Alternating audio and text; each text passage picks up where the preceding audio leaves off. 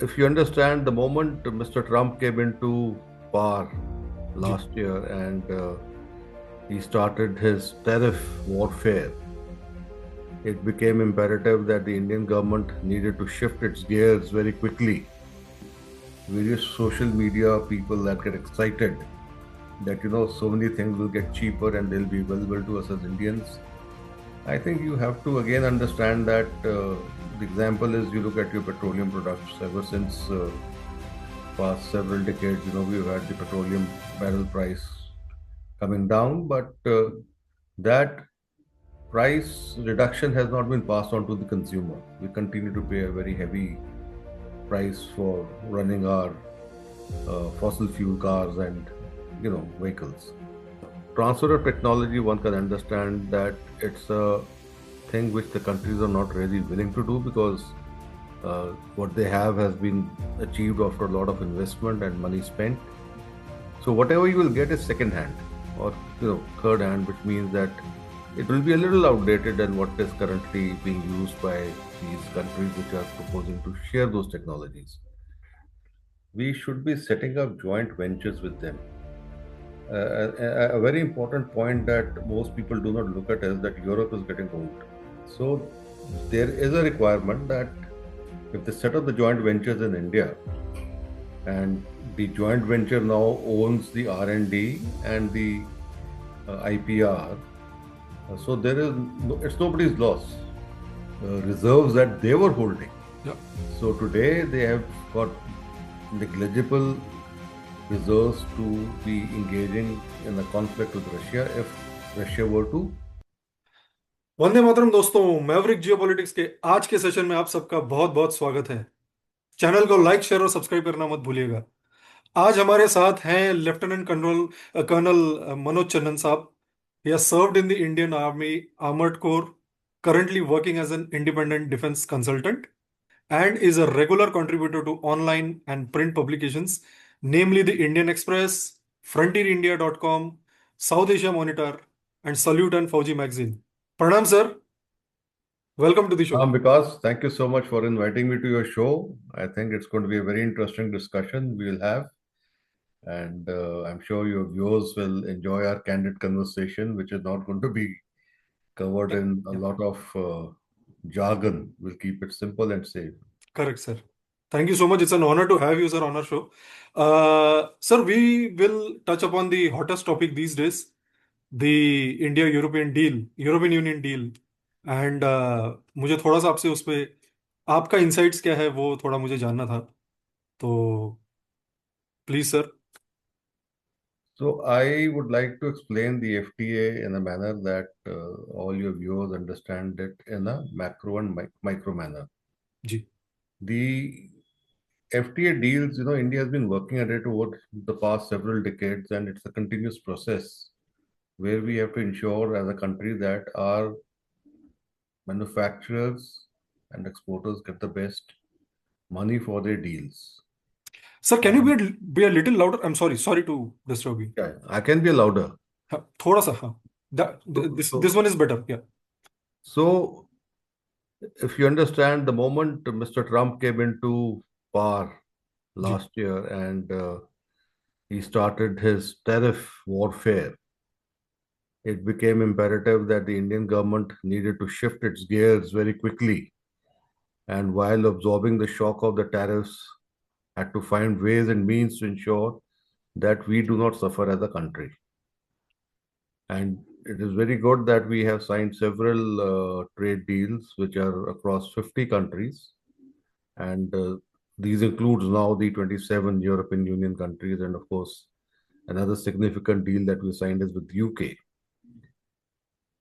This allows us to get benefits in terms of exports.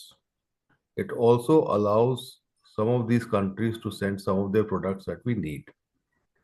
Mostly these are the consumer goods that they are going to be sharing with us. But what is more important is that is our defense structuring that we have done. As you're aware, we've had several discussions with the US on 2+2, and we've had discussions with some of our European friends. We've had it with the Russians and some talks with the Koreans also. But these really didn't manifest into actual assistance in transfer of technology. Uh, Transfer of technology, one can understand that it's a thing which the countries are not really willing to do because what they have has been achieved after a lot of investment and money spent.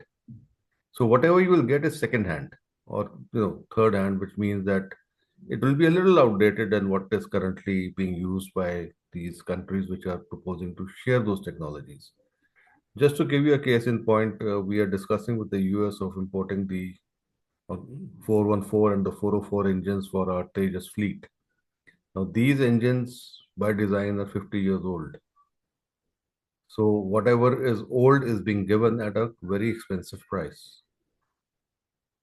Fortunately, now that we have got this deal with the EU, which includes France and Germany, which are the major partners, defense partners for us, we've got the Rafale and the Mirage 2000 jets from France, and we've been in discussion with Safran for making the jet engine in India.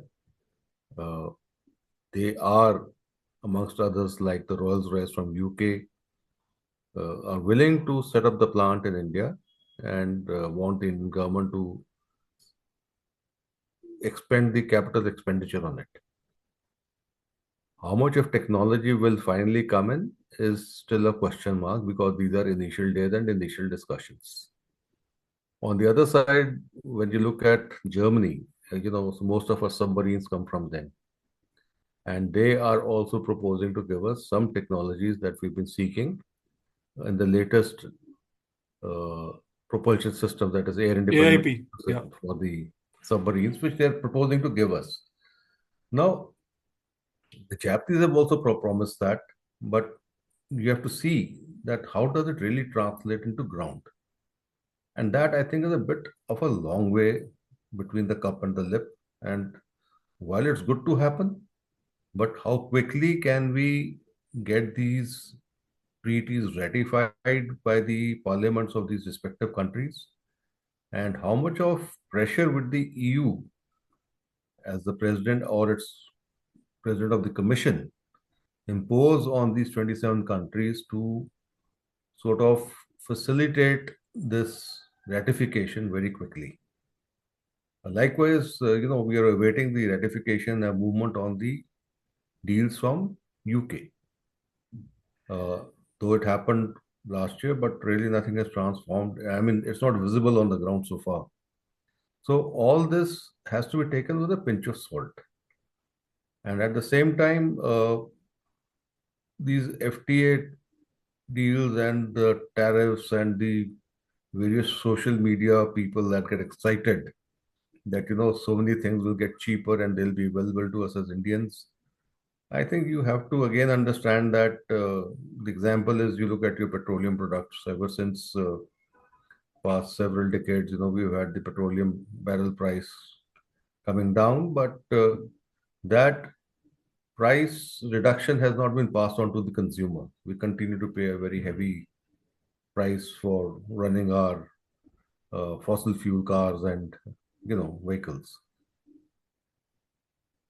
It's the same thing is with all these tariffs that we're going to import from, or not the tariffs, but the goods that we're going to import from these countries, for the fact that the government knows that the person who is going to buy this product is now middle income, upper middle income, or is already in the luxury segment. So, how much of an excise or GST is going to be imposed on these goods is really not known. So, if the government actually wants to facilitate and give a tremendous push to the economy, it's about how much of expenditure takes place by each household. So, if you make the products cheaper, the people will buy it. It will not remain out of reach as it has been for most Indians for the past several decades, ever since our independence. So it's about how quickly the rupee is rotated. If the rupee is rotated very quickly, your economy gets that much kind of a stimulus that we really require. So I think I probably have tried to answer your question in whatever little information is available as of now, but the details, as you're aware, are yet to come, be forthcoming. Yeah, that's a very important point. Ki finally, what would be the landed cost at the consumer end? Absolutely. It's all good to see कि वो 100 pounds में भारत में enter करेगा, but then 100 के ऊपर कितना taxes भरना पड़ेगा हमको एज एन एंड कंज्यूमर बिल्कुल. Is what that's a very interesting point sir. Right. It's a very interesting point. And the defense technology, I think we should not be looking at just transfer of technology. We should be setting up joint ventures with them. A very important point that most people do not look at is that Europe is getting old. They don't have young people. Yeah. So there is a requirement that if they set up the joint ventures in India, and the joint venture now owns the R&D and the IPR, so there is it's nobody's loss. Today, the way discussions are going on, the way the US is threatening Europe, the way the Russians are at the doorstep of Europe, they need their defense productions to be uh, increased very rapidly because the Ukraine war has deprived or deleted or diminished all these reserves that they were holding. Yeah. So today they have got negligible reserves to be engaging in a conflict with Russia if Russia were to so do so. Not that it's likely to happen, but anybody who does not have the requisite wherewithal to fight a successful battle will always be very uncomfortable and also will be very uh, weak, which the environment understands.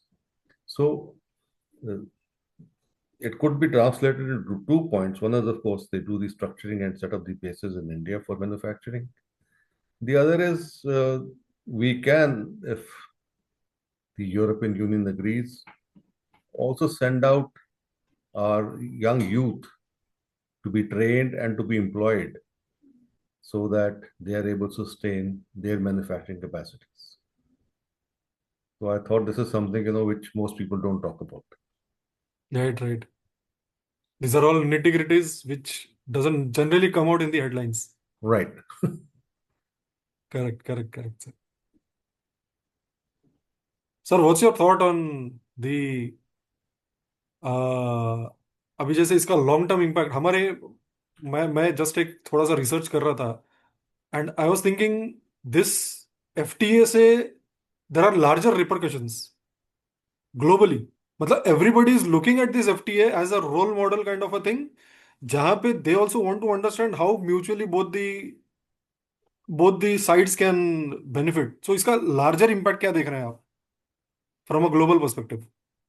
You see, if you look at it, there are, I think, approximately 130 odd countries in the globe. If you've already got FTAs with 50, so at least roughly 50% of the countries you've addressed. At the same time, you look at the humanity. Uh, if 8 billion is the population of the globe, we are roughly targeting one third population of the globe at a macro level.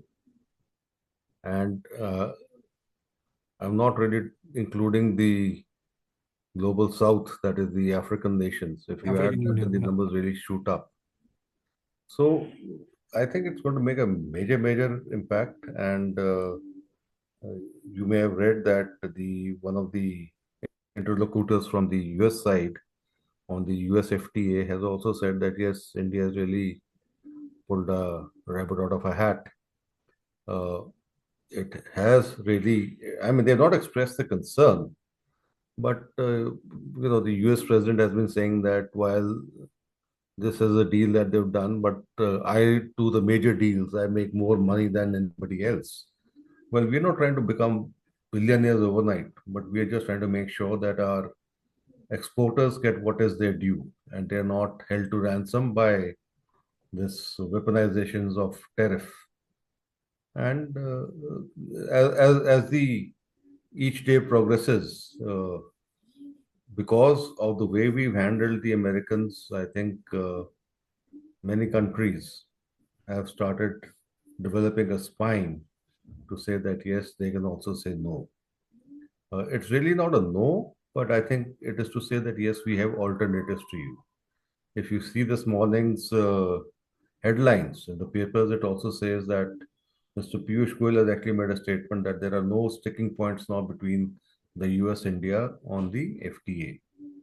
But behind the scenes, what you hear is that since our Prime Minister is not called Mr. Trump, uh, the deal is not being signed. So if it's a matter of ego, I think we can both as sovereign nations stand at our point. Each leadership is you know accountable to its own country, and we don't have to bow to anybody. So if the deal is not going to be signed with by FTA, it's not going to be signed. That's okay. Ever since our independence, I think till 90s, we never had anything going with the Americans. It's only after a lot of persistent effort by various governments over decades plus that did we come to a comfort level between India and the US. But if it's going to be plummeted down by ego and that self-interest of only one country matters, so be it. Life will continue. Absolutely. And people will find their way to do business because they are not going to sit around, right? Absolutely.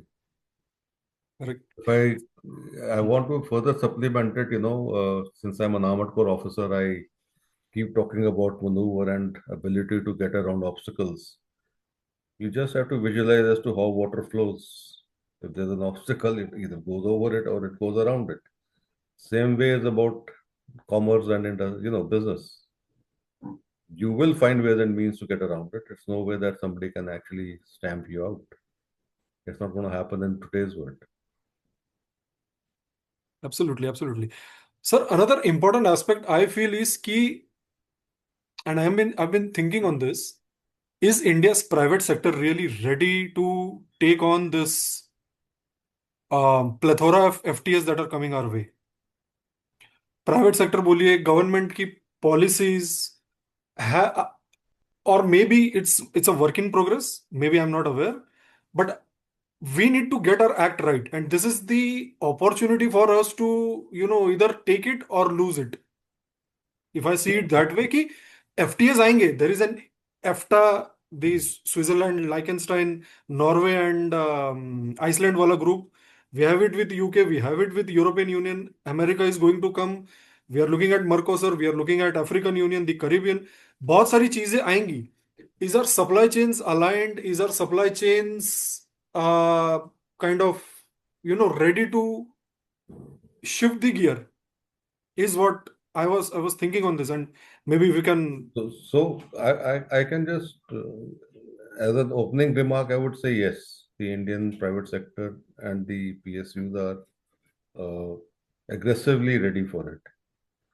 What really needs to be understood is, as I mentioned, what is the government going to charge you for it? So that remains the question mark. If we step back to 2020 when COVID happened and most of the US and Europe wanted all its manufacturing to be shifted out of China, India was one of the India was spoken as one of the prominent destinations where the industry would shift to.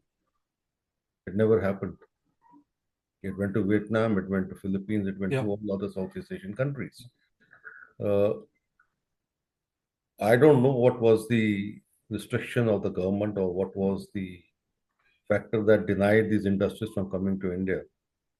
But now that the government has formally signed these agreements with across 50 countries, I think it's the onus of the government to make sure that it realigns its policy. Policy is not something which is cast in stone. It can always be rewritten. It can always be made more flexible.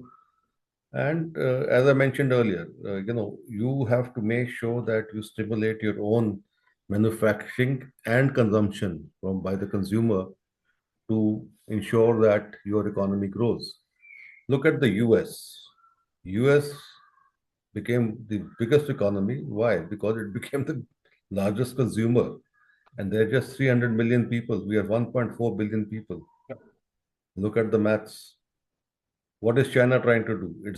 Trying to become the biggest consumer by itself. It's not wanting anymore that it should be dependent upon US or any other country for its consumption. We are still breeding and producing faster as humans than what Chinese are. I think we should be looking that as a plus.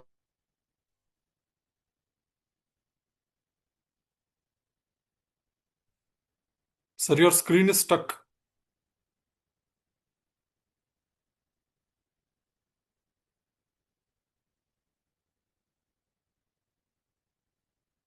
Phase because of your population. You have policies which are more predominantly friendly towards India.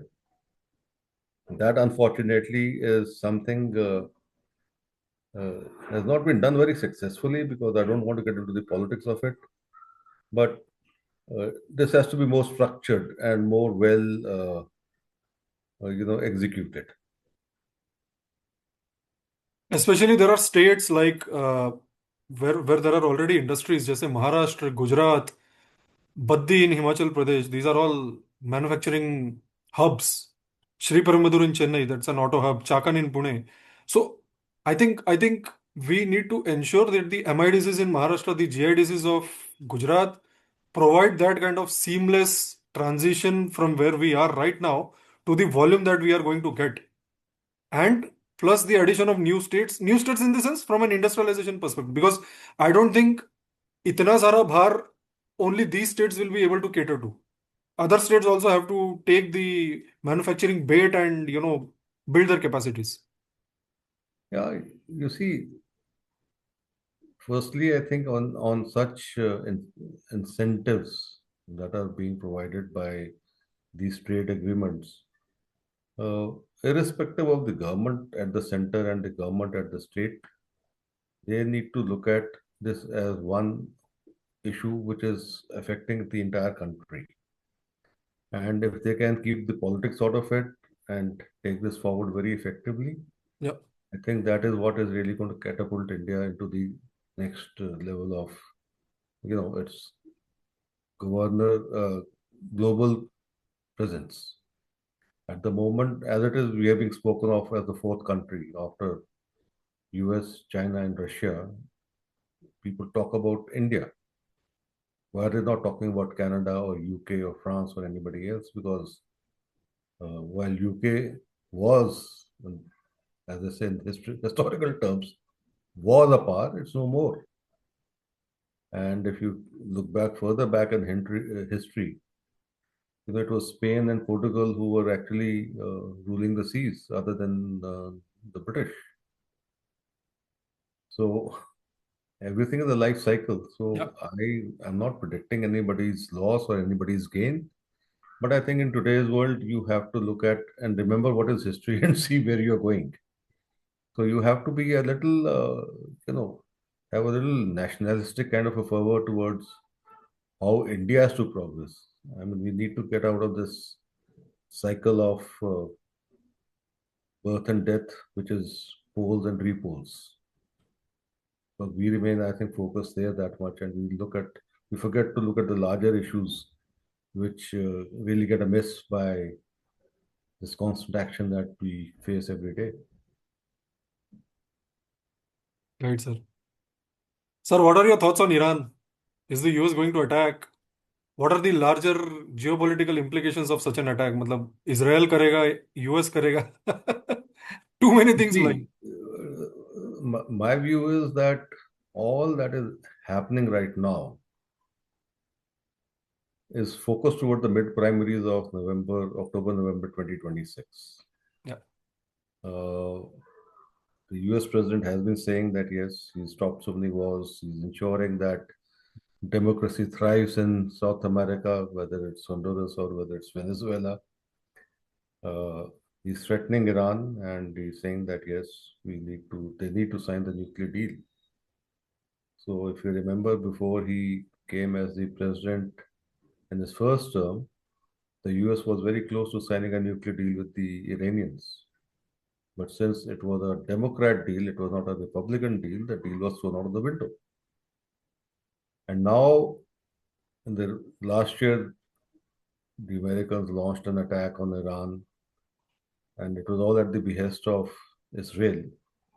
They wanted to pass a message that they will not allow the nuclear program to succeed. While, yes, you can try and destroy a facility, but you cannot destroy the thought. So the Iranians will continue to do what they have to do. And again, this morning's newspapers suggest that Mr. Trump may be considering not attacking Iran, but as in the past, what is being spoken and what actually happens, there's a large gap. So this could just be a ruse to put them off guard to say that the Americans have probably had a change of heart. Unlikely. But will they attack them physically? No, it will not. They don't have the bandwidth to do it. Uh, there will be some strikes that could happen. There could be some targeted killings of Iranian leadership, but it's not really going to change things on the ground. Uh, the Iranian hierarchy still has got a very strong control on the population, and unlike other democracies, Iran does not have a democracy, so they have no uh, weakness of heart to kill their own population if they do not agree to what they're saying. As a progressive thought process, yes, Iran needs to look at allowing its youth and people to grow in the manner as the rest of the world is, and there should be no restrictions. Well, that's okay. While the Iranians may be on the hate list of the Americans and rest of the world, but there's certainly a lot of love for the Taliban in Afghanistan. There's no change. It's the same thought process. It's different strokes for different folks. And today you need Afghanistan because of its rare earth and its ability to monitor what's happening in China and Russia for the Americans. So it's a little complex game, and attack by US on Israel. It was something a repeat of what happened last year, but I think the retaliation is going to be more severe from Iran with whatever they've got. And while the Americans are trying to deconstruct the power of the Chinese and the Russians, they will back the Iranians to fight on their behalf. Why not? So everybody is fighting a conflict in which they're not directly putting boots on ground, but they're using the proxies to fight it for them. So it's going to be the same. It's not going to be any different. IRGC perhaps has got more power than it looks. I mean, ऊपर से जितना ऐसा easy लगता है, may be US is thinking IRGC has got more firepower maybe. The firepower is that they've got the rocket forces. They don't have an air force. They have got their drones. They have their proxies also. Uh, it's not just about who's supporting whom. I mean, we saw Operation Sindhu. So we had the Chinese testing out their weapons against the Indians, Yeah. which had weapons from different parts of the globe that we were using, and most of it being indigenous production. Now, if there was a thing happening in Iran, maybe the Chinese would like to see what happens against the Americans. So we really don't know what's going to happen. But then, yes, as I said, it's an if and but story, and there are consequences. And I think some Iranian people will suffer, and so will the others, wherever the Americans are. And today, like one of these memes that goes around on social media, that the Italian Prime Minister has reportedly told Mr. Trump that if you don't want us as a NATO, then please pull out your forces from Europe. So how factual it is, I don't think it's really going to happen because the Europeans can't afford to be stepping out of NATO. Yeah. Otherwise, their bulwark of defense collapses, and it allows the Russian and the others to be very to play their mischief in their countries. So it's not that simple. I think everything is got to be weighed and pros and cons understood very correctly before anybody takes a decision. I think Europe is trying to arm twist US because, see, what I understand is कि if they come out of NATO, they have that threat perception of Russia. So if they are completely out of NATO, what will they do about their security? आप अपने दुश्मन से थोड़ी हाथ मिलाओगे. अगर आप Russia को दुश्मन मानते हो और उसी से आप गैस ले रहे हो, it's a very, I mean, No, I don't know let, how are they trying let, to. let me just put a counter to you. Let's assume that the European guys say, okay, we'll step out of NATO. Now, their threat is that Russia is going to attack them.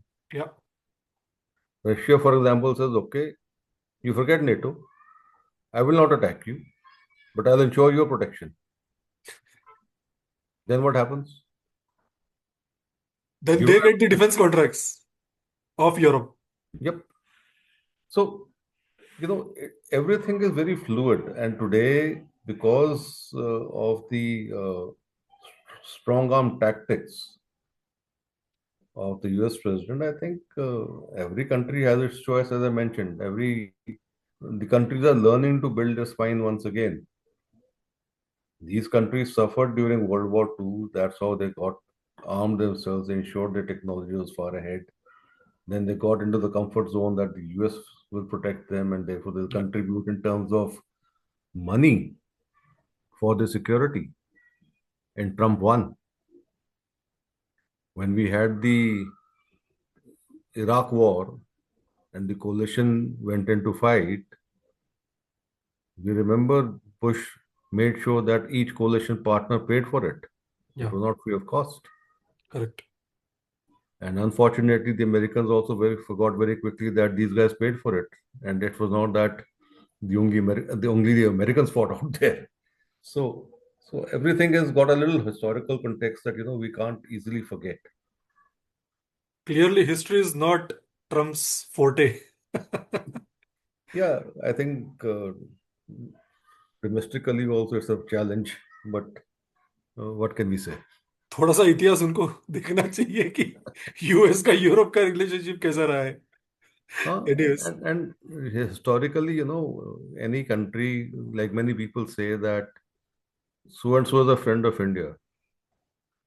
Nobody is anybody's friend. Let's be very clear. correct. Yeah, It's all about commerce. It's all about your national interests. It's all about how you want to play in the geopolitics of that region. correct. So if today we may not be in the priority list of the Americans because they think that they can get a deal signed with the Chinese, and if you look within China, there's a purge that is taking place under Xi Jinping, and the Politburo, there is a mess. There are reports of infighting between the PLA. How much of is propaganda, how much is reality is all a gray zone. But as an Indian, when I hear this, I feel very happy. Let the Chinese kill each other. How's it bothering me? Let the US government be shut down because the budgets have not been approved. So be it. How does it bother us? I think we need to look at ourselves, we need to look at our national interests, and we need to charter our own course. And that is where our focus should be. And I mean, if our enemies get sorted out in the process, so be it. I think it's a happy situation for us. Correct. What uh, what was supposed to happen 20 years down the line, I think Mr. Trump has only accelerated that and allowed India and China to, bat on front foot or take all the benefits of whatever. जो UK भी China के पास जा रहा है. Canada is reaching out to China for security. I mean, So, एक साल पहले आप सोच भी नहीं सकते थे ये no, सब. but you see, uh, how do I put it? It's a messy divorce between various couples. And let's put it that America was a major couple and everybody else was a subsidiary Yeah, concubine or a mistress, whatever you want to call it. Put it very lamely and very loosely. correct. So everybody is trying to find a new partner which can give you stability. So as I mentioned earlier, whether it's China or Russia, and I'm not denying the fact that India too is a major security provider to the region in the global south and in the Southeast Asia region.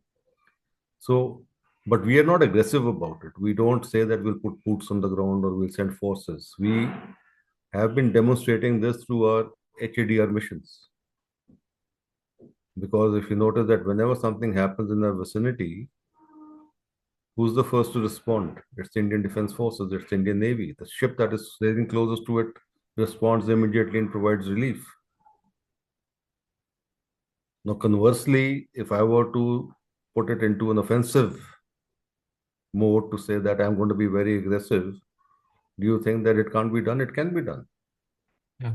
But we do not wish to exercise that, and neither do we wish to talk about it. The aim is that what we have to do, we'll do. When it comes, when a push comes to a shove, we'll do what we have to do. But these should be indicators enough to the neighborhood to say that yes, these can respond within hours. In case of an armed, say, conflict, Conflict. it could be minutes, not hours. So some things are not spoken about, but I think they should be understood by these various demonstrative actions that have been taking place over the last several years. I was referring to, sir, uh, one. I was listening to one podcast, and उसमें I heard a very interesting conversation. So the news from Pakistan that is coming out is कि this EU India deal is going to impact 1 crore jobs in Pakistan because they get benefited because of the GSP in Europe. So Europe takes sasta saman from Pakistan, lots of products kind of from those countries who are not economically that great, तो उनसे वो लोग सामान लेते हैं. अब FTA अगर भारत के साथ हो गया, then our prices are going to significantly lower down and that is going to impact Pakistan. This was another aspect I came through. So I don't know, maybe it's a very initial kind of a reaction from Pakistan, but this has actually come from Pakistan. No, but I would like to also bring out the fact that what the European Union accepts as goods has a lot of tripwires attached to it. It's not that simple that you can suddenly, because the tariffs have gone, that you can suddenly start exporting everything to them. It's about how much of green material you're using and how organic your product is. I don't think Pakistan is in that state. I mean, Pakistan may be cheap in whatever it's trying to do. I mean, what has Pakistan got to offer to the European Union? Let me put that counter question. They make footballs. Europe में तो football number one है. So they make a lot of footballs, and You so see, that may be only thing that I know that Pakistan makes maybe. football and donkeys are two things that they export. And of course, if you look at the defense side, it's the defense industry assisted by the Chinese manufacturing, which is what they're exporting. And there was a very recent comment by the defense minister that at the rate that their defense exports are happening, they might not need the IMF loans in future. And on the other hand, this morning there is a thing which I saw on Twitter or X, where the Pakistani Prime Minister is stating very clearly that we have to hang our head in shame when we have to go and ask others for the loans that we need for our economy, and we have to do whatever they ask us to do.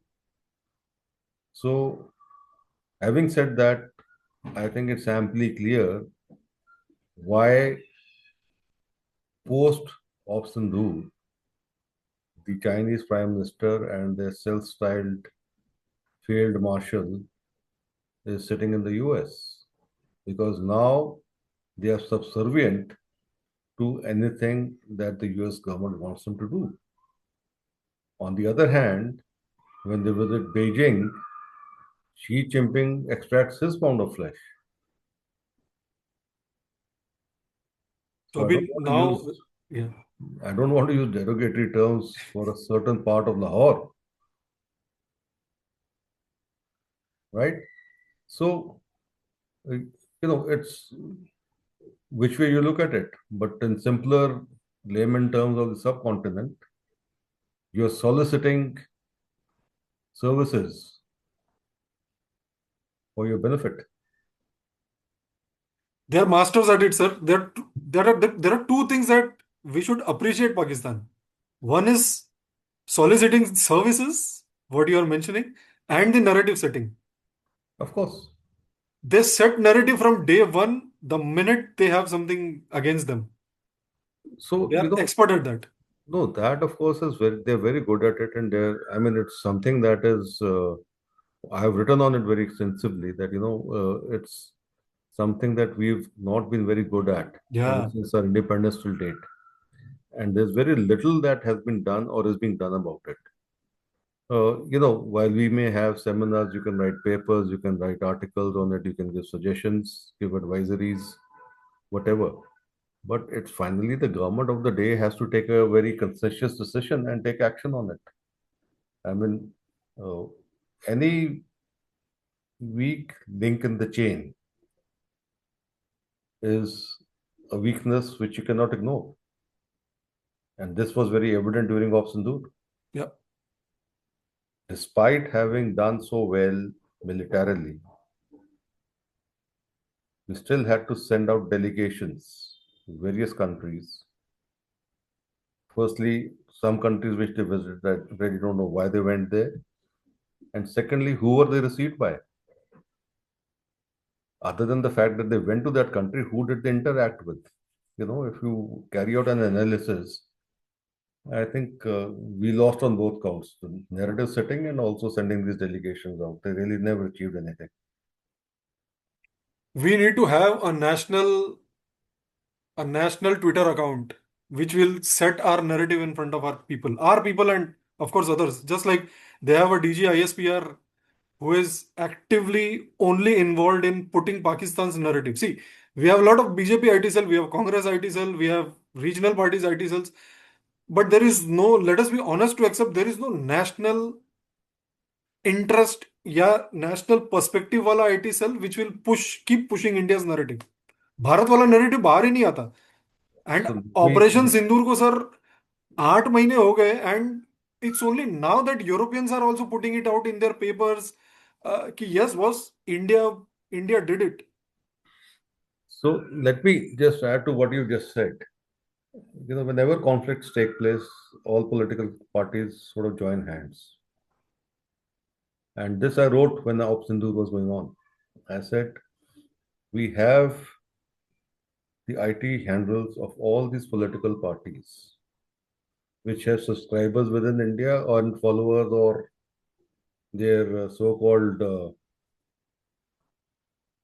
well-wishers. I will not use any other term abroad, who can tweet and retweet anything within seconds Yeah, the moment the agenda is put out by any of these political parties. Why did we not use them? correct. These social media platforms are algorithm based. So if you have, say, 1 million people or 50 million people tweeting something, you think any other country's narrative can come forward? It can't. So we have to look at these things in pragmatic and in a manner which it can be executed. Statements without facts. I mean, social media is supposed to be without facts. So it's about putting a story out. So I think that is something that people need to really look at. I mean, it, Twitter is Elon Musk's baby, but that baby can work for you if you use it. After all these platforms are using a lot of AI. And Yep. what is AI? AI is how you manipulate it. It is going to show what you want to show. Of course. So you have to bat on front foot. The government of India has to. मुझे तो ऐसा लगता है कभी कभी sir कि government itself fears, if I set up a social media account which will keep pushing India's narrative, कभी वो मेरे अगेंस्ट हो जाएंगे और मेरे अगेंस्ट ट्वीट करेंगे कभी कभी। I mean they may have that fear perception in their mind. I don't know, may be just I am thinking that No, no. ऐसा You क्यों see, है कि ऐसा नहीं है। no, no. Your fear, your thought process is right. If today you're the hand that is feeding me, tomorrow you stop feeding me, I'll be the one who will bite that hand. या exactly. So, and some of these things, whether it's defense, whether it's foreign policy, whether it's economics, whether it's anything to do with your uh, other aspects of national security, there has to be a continuity between all parties. Whoever is in the government has to make sure that that continuum continues. It's या not that you make an abrupt change and say, okay, these guys were working for this party, bloody, like the Genghis Khan, bloody knock off their heads and get a fresh set of guys to do work for you. It's not going to happen that way. You need guys who are already in the go, and today's world requires a mix of bureaucrats, professionals, and technology nerds, IT nerds to run this. And they have to be on somebody's payroll, then that it better be the government of India or the huge IT firms that we have in our country. After what are they doing? They're providing a lot of IT services globally. Absolutely Why can't they do it for India? Absolutely absolutely absolutely right sir. Thank you so much. I think it was a great session today. Thank you so much for your time. I don't want to take much of your time by putting more questions. Maybe I can park my questions and ask for another privileged session with you. Sure, Absolutely anytime. I mean, it's fantastic to always a have you. pleasure to And talk to you. आपने इतनी सारी चीजें सामने रखी है, and I'm still trying to gather everything. Thank you so much for your time, sir. And Okay, Vikas, all the very best. I hope you continue to do well professionally and all your news channel. God bless. Take care. thank you so much, sir. जय हिंद, भारत माता की जय। Jai Hind.